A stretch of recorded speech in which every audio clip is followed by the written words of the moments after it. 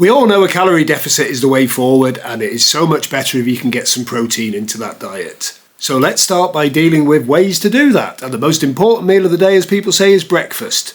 So strap in, and I'm going to take you through 10 brilliant, high protein, low calorie breakfast ideas. And at the very end, we'll look at my own personal favourite, which is nothing more than a protein explosion.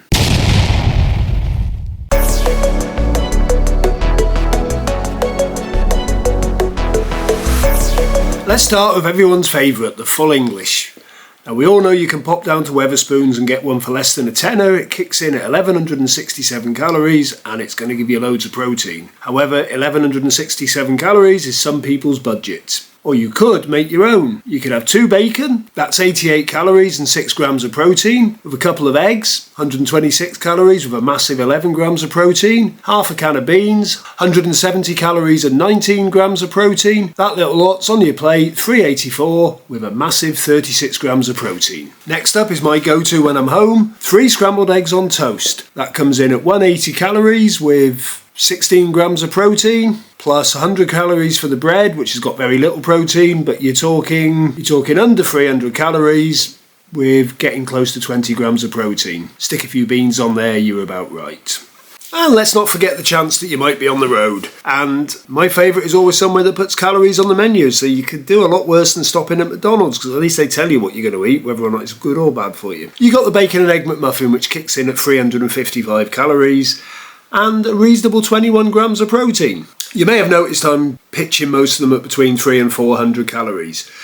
That's because I've always targeted 1200, give or take, usually give. So I try to get 300-ish for breakfast, 300-ish for lunch, giving me 600 for tea and a bit of mucking around. And as for the protein, I currently weigh 95 kilo, 1 gram of protein per kilogram of weight. Because I'm trying to build muscle in the gym, I'm pushing that up to 1.5. So proportionally, breakfast should probably be kicking in at between 20 to 30. Lunch kicking in at similar.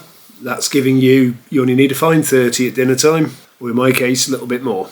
Right, next up is something that was a bit of a staple for me in the early days of the diet, and that's Aldi high protein porridge. Kicks in at 270 calories and about 15 grams of protein. Why don't I use it anymore? Well, if you stay tuned for item number 10, the protein explosion, you'll see why.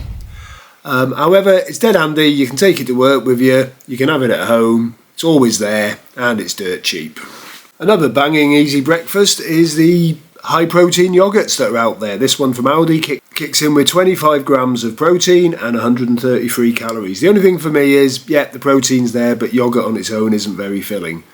But with only 133 calories, there's room for toast or even a Kit Kat. And then just in case you happen to be on the road, you can always go to the Tesco cafe. This is one I had the other week. It's absolutely fantastic. Really feels a bit luxurious and tastes good. A little bit higher on calories than I'd have for breakfast, but you can always adjust as the day goes on or make it a day you go over. And it's their chorizo breakfast eggs. And that kicks in at 515 calories. With a whopping 32 grams of protein. And trust me, I know it's a Tesco's cafe, but it's the same sort of thing you'd have in a nice posh breakfast place somewhere. And another one if you're on the road is the good old-fashioned Greggs bacon baguette. Kicks in at 477 calories with a decent 30 grams of protein. Yep, it's a bit over what you'd aim for breakfast, but it's better that than going to Mackey's and having the meal deal with the hash brown and everything else. And the baguette is quite filling. Or you could have the bacon bap, which is 150 calories less, but to be honest, it just doesn't seem to fill you up as well. Now, I'm quite surprised I've included this one, 𝐘𝐿, just a bog standard shake. I'm not a massive fan of meal replacements because they don't really fill you up. However, you can't ignore these at 40 grams of protein and 400 calories. What I used to do was because I was really strict on my calories, I used to have a scoop and a half, which was 300 calories and 30 grams of protein. Again, a bit like the yogurt, doesn't really fill you up, but it does the biz. And if you keep it in the car, you've always got it with you. Now, this is one of real guilty pleasure of mine. Good old-fashioned kippers. Yeah, a bit heavy at 320 calories, but they're kicking in with a nice solid 30 grams of protein, and who doesn't like fish? Vegans, I suppose. But, hey-ho. And now, boom. And I'll let this idiot tell you about it. This is so easy. It starts with just a scoop of the 𝐉𝐘𝐒 protein powder, or whichever one you want. This one's actually vegan. And you literally just add a bit of water to it. And then mix it into a slurry. Nice and, to be honest, as long as it's gone in with the powder all gone, it doesn't really matter how thick it is, because the yogurt I use is fairly, it needs a little bit more water. The yogurt I use is fairly runny, so that'll keep it right, because you need enough liquid to absorb the porridge when you throw it in. And the reason I prepare this on a set of scales is I can see the ingredients as they're going in. I've made the protein powder, I've tared the scales to 0, and I just keep putting a bit of Greek yogurt in till it gets to whatever I decide's enough. I usually go for 100 grams just because the sums work better. It's actually 104 grams. Oh well, I might be having two calories too many or whatever it is. And then obviously if you're banging it all into MyFitnessPal, you know how much porridge you want to put in. I usually go for 50 grams because that works well for me. And then you just mix it all in. How easy is that? Pour in a bit of frozen veg, put the lid on, bang it in my bag for work in the morning. How easy is that? It's not particularly, I don't make the prettiest overnight oats, but they taste great and they're really filling. What else do you need? Job's a good one. Now, I started messing around with that a few weeks ago, and what I like about it is you can control how much protein, you control how many calories, you can reduce the porridge a bit and have more of the yogurt.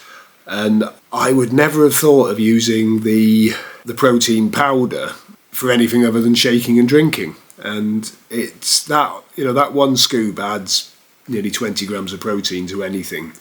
And I quite like the flavour. You can get it in Home Bargains. It's not very expensive. I've been using the same bag for weeks. And, you know, kicking in at over 30 grams, you can't fault it. And trust me, it is so filling. It really is. You know, you've got the porridge. You've got a lot more porridge than you get in a sachet or one of those pour-over pots that I mentioned earlier.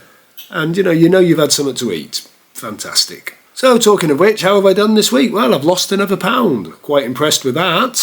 But I suppose that's thanks to last week's deficit of 2,781. So how have I done as far as looking forward to next week? Well, my deficit was only 1,370. Still a deficit, but it's not as much as I'd like. I'll be very surprised if I lose next week. But as I've said many weeks ago now, I'm at that point where they're going to be small. They're not even going to be every week. Now, the average was 1,906 calories a day, which is actually 100 over where MyFitnessPal say I should be. But I've been training, I've been banging the protein in. Hopefully it will balance out and I may well stay the same. That's what I'm hoping for. So I hope you've enjoyed this look through 10 different options for breakfast. I'm beginning to wish I hadn't picked 10, but it just shows that this is how tracking works. Tracking is all about planning what you're going to have, avoiding going off-piste. But there was a couple of choices there that were a bit off-piste, and you can do it. And if you have something that's off-piste that's filling, you don't mind having a light lunch. So I think next week I'm going to try and do I'm going to try and do some high-protein lunches, more based around the working week again, because I think that's where most of us go wrong. Because if you can behave yourself behave is the wrong term. If you can be calorie efficient during the week, it allows you a bit of time to blow off at the weekend. So don't forget to like, subscribe and comment, and I'm really enjoying hearing from a few of you now. It really makes my day to know I'm getting through to some of you. And we'll see you next week, and I'm happy with that.